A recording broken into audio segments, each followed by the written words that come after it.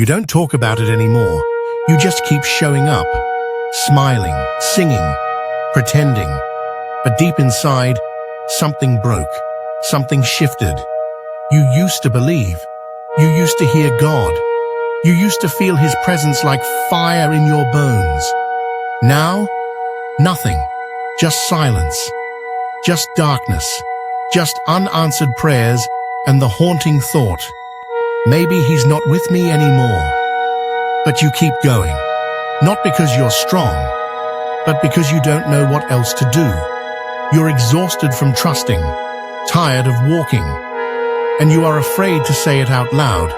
But the truth is, you feel lost, spiritually blind, stuck, alone. This isn't just a dry season, this is suffocating.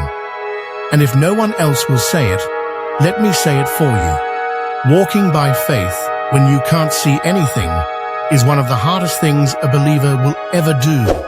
But it might also be the most powerful thing you ever do. Darkness isn't a sign you've failed. It's where real faith is born. We were never promised constant clarity. Not by Jesus, not by Paul, not by anyone in Scripture. Abraham left home with no map. David wrote Psalms full of fear and confusion. And Jesus, the very Son of God, cried out, "Why have you forsaken me?" The darkness you are walking through, it's not the end of your faith. It may be where your faith is finally being made real. God isn't punishing you, He's pruning you. And pruning always hurts before it bears fruit. This darkness isn't forever. It's a valley, not your destination.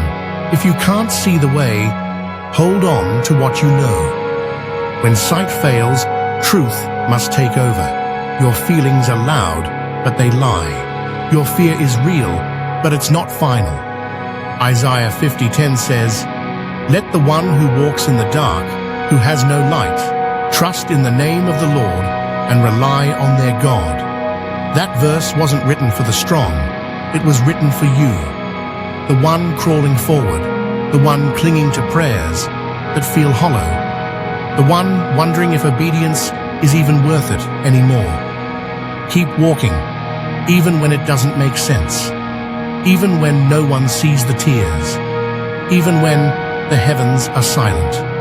God sees your steps, not just your victories. And right now, your silent, trembling obedience is worship. Silence is a strategy, not abandonment. Here's the truth most churches won't preach.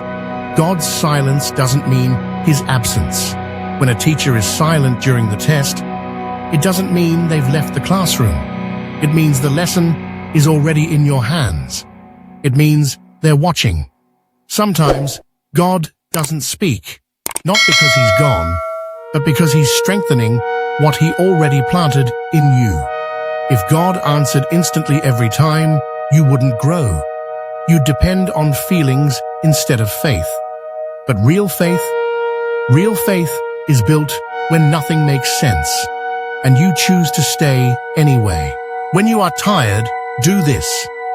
Here's what to do when the fire's gone and the path is hidden. Keep praying, even if your words are broken whispers. Stay in the Word, even when it feels like reading bricks. Stay connected, especially when you want to isolate. Serve anyway. Praise anyway. Choose trust anyway. Don't wait to feel spiritual to obey.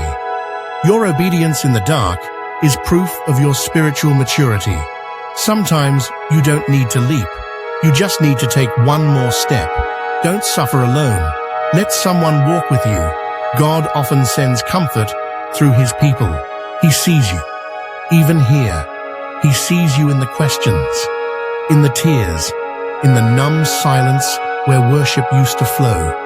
He's not far. He's not done. He hasn't given up on you. You are still His.